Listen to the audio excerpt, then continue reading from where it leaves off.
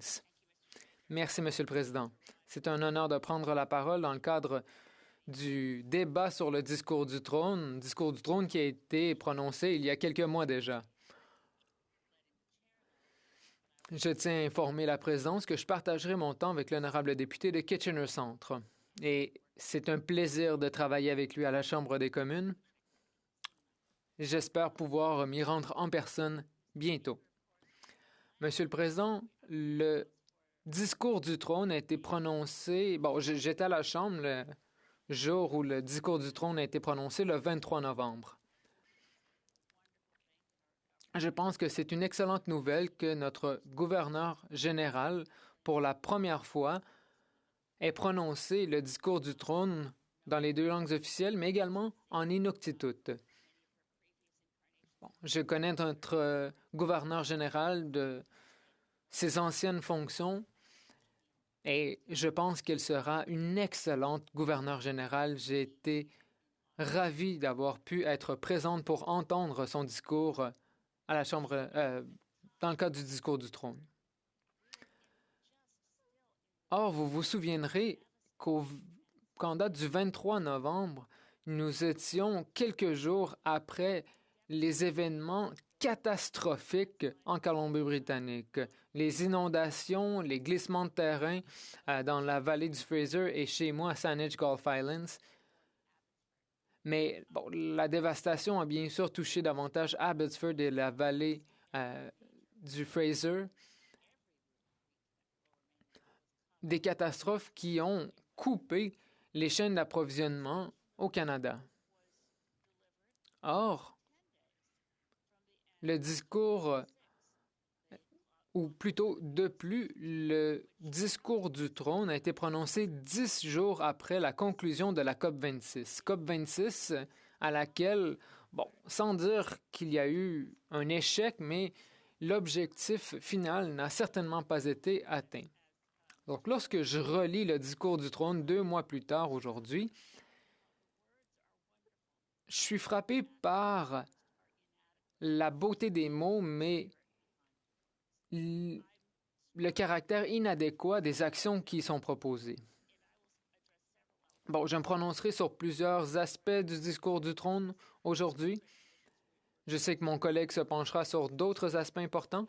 De mon côté, je tiens à revenir sur le thème réconciliation, la question de la vaccination et bien sûr la crise climatique.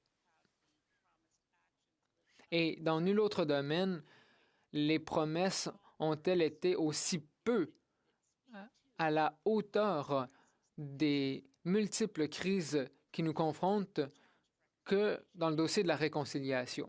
Donc, commençons par ce dossier de la réconciliation. Bon nombre de députés ont dit que nous sommes encore confrontés à la découverte quasi quotidienne de fosses communes, de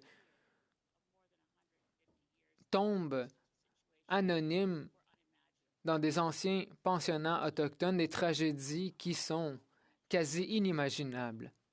Or, nous devons confronter cette réalité, nous devons continuer d'aider les communautés des Premières Nations à mener à bien un appel à l'action de la Comité Vérité et Réconciliation, c'est-à-dire de découvrir le sort de tous les enfants autochtones qui ont été arrachés à leur famille et à leur foyer. Donc, de savoir où ils sont morts et où ils ont été enterrés. Lorsque l'enquête sur les femmes autochtones disparues et assassinées a été lancée, nous savions qu'il fallait protéger les femmes et les filles qui sont davantage à risque d'être assassinées et d'être portées disparues, et nous ne le faisons pas. L'enquête nous apprend que les femmes sont plus à risque lorsqu'elles sont dans une situation socio-économique désavantageuse, lorsqu'il n'y a pas de transport en commun dans leur communauté. C'est pourquoi il faut rétablir le service ferroviaire, le service par autobus partout au Canada. C'est pourquoi également j'applaudis l'accord qui a été signé entre le gouvernement fédéral et la Société pour la protection des jeunes autochtones qui a été menée à bien par Cindy Blackstock, mais il faut que cet accord soit réellement respecté. La pandémie nous a appris que nous ne pouvons réellement y mettre fin. Vous savez quelle est la lettre qui vient après Omicron dans l'alphabet grec? C'est Pi. Et tant que nous ne voyons pas notre famille comme une famille humaine qui couvre l'ensemble de la planète, nous continuerons de voir des éclosions et des nouveaux variants. Le Canada n'a pas encore répondu à la demande de l'Inde et de l'Afrique du Sud de lever les droits de propriété intellectuelle sur les vaccins, chose qui est essentielle pour augmenter la production de vaccins partout dans le monde. Passons maintenant au dossier climatique. Bon, on penserait qu'une personne qui représente le Parti vert ne pourrait s'opposer à un discours du trône qui dit, et je cite, « Il est grand temps d'actions plus ambitieuses en matière de changement climatique. » Or, dans la page sur les actions du gouvernement, nulle mention n'est faite de nos cibles en vertu de l'accord de Paris, ni de nos efforts pour limiter la hausse du climat à 1,5 degré Celsius.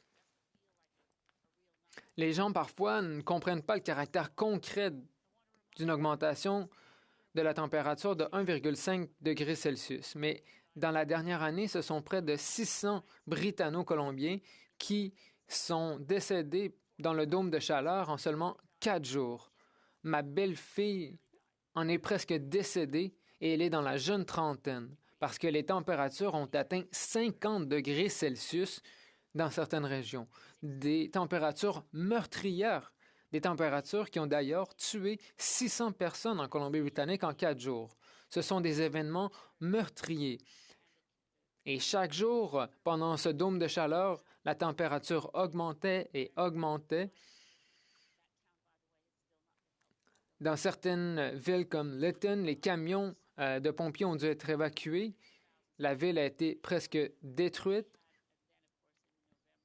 Et ensuite, au mois de novembre, nous avons été frappés par une rivière atmosphérique qui a, encore une fois, dévasté des régions de la Colombie-Britannique et qui a coûté la vie à des centaines de personnes, à des milliers d'animaux.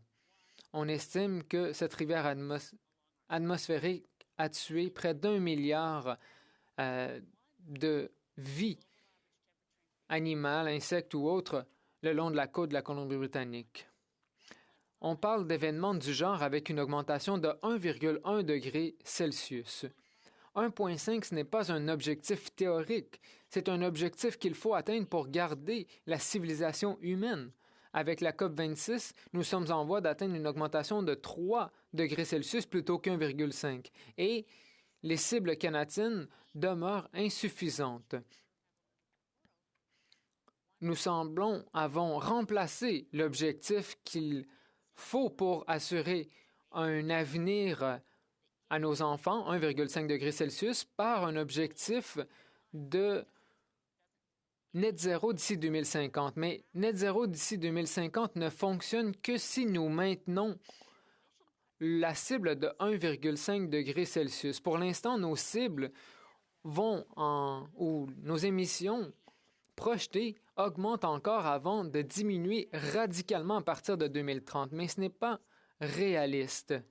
Et cette cible est absolument inadéquate pour que le Canada fasse sa juste part pour assurer une augmentation mondiale de l'augmentation des températures à 1,5 degré Celsius.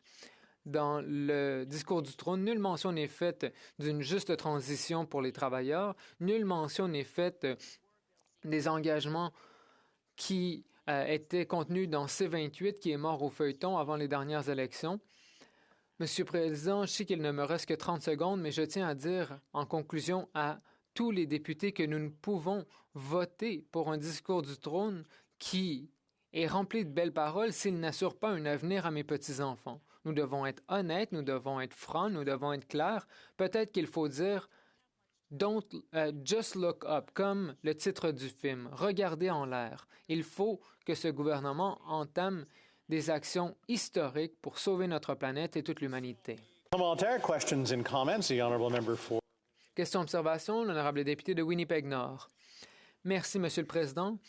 J'aimerais savoir ce que pense ma collègue du programme de rénovation verte qui permet aux ménages partout au Canada de demander une subvention de près de 500 $ pour rendre leur maison plus éco-énergétique. C'est un programme qui est bon pour l'environnement, qui crée de bons emplois, qui permet d'améliorer notre stock de maisons également. Donc, j'aimerais que ma collègue se prononce sur ce programme. L'honorable député de Saanich Gulf Islands. Je remercie l'honorable secrétaire parlementaire. J'ai accueilli ce programme favorablement lorsqu'il a été annoncé pour la première fois en 2005 par Stéphane Dion. Je suis ravi que ce programme ait été présenté de nouveau, qu'il a été élargi également pour les panneaux solaires, mais c'est un programme trop limité dans sa portée. Il faut élargir sa portée également pour le rendre admissible aux clients institutionnels et aux entreprises et aux édifices commerciaux. Il faut une rénovation énergétique rapide et à grande échelle.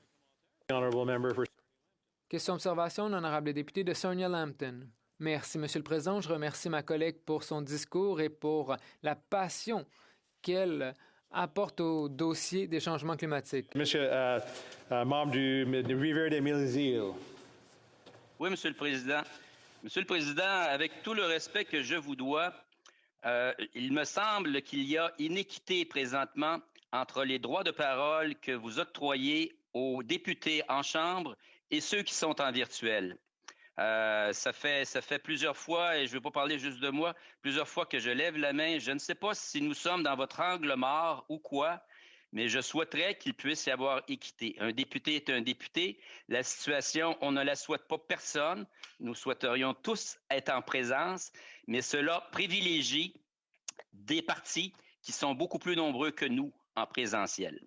C'est tout. Merci, Monsieur le Président. Non, merci beaucoup pour l'intervention. Je vous vois. J'essaie mon mieux d'impliquer tous les députés qui sont en ligne ou ici en Chambre. Et parfois, j'essaie mon mieux de représenter tous les partis politiques qui sont ici en Chambre. Et parfois, on a des membres en Chambre du Parti québécois qui se mettent debout en même temps. Donc, je vais essayer mon mieux.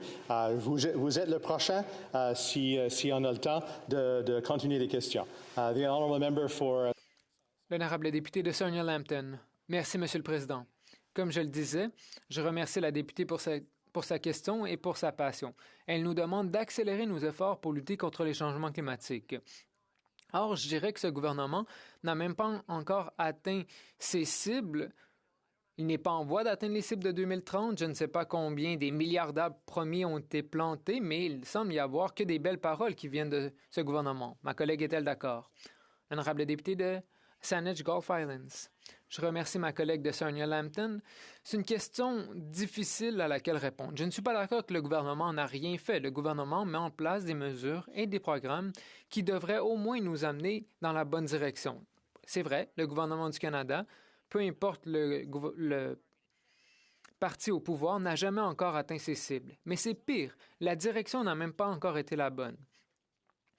Nos émissions plutôt que de descendre ne font qu'augmenter.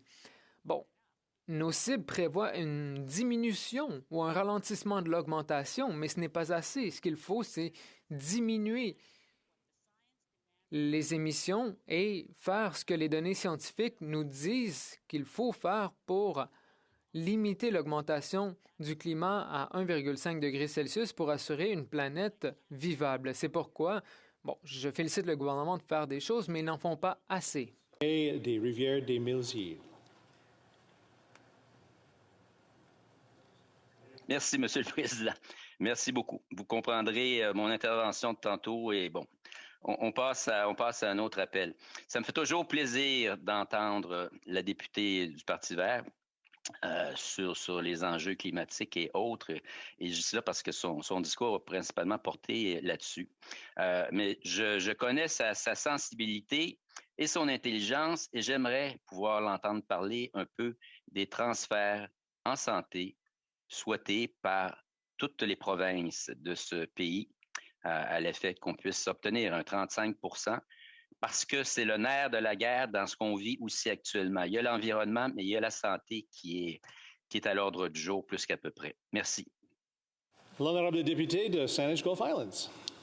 Oui, monsieur, merci, monsieur le président, merci à mon collègue du Bloc québécois. C'est une question avec les mots très généreux et amicaux. Merci mille fois. Mais je pense qu'on doit aussi parler de la menace à notre santé à cause du changement climatique. J'ai mentionné déjà les canicules, les gens qui sont décidés à cause du changement climatique. Encore, je pense que je suis d'accord avec le Bloc québécois que le gouvernement fédéral et les provinces doivent collaborer plus pour protéger notre système de santé publique. Et c'est pour ça, avec la pandémie, il y a 2 ans, où notre système de santé publique au niveau provincial sont absolument stressés dans une situation maintenant qui était plus en plus une crise. Continue.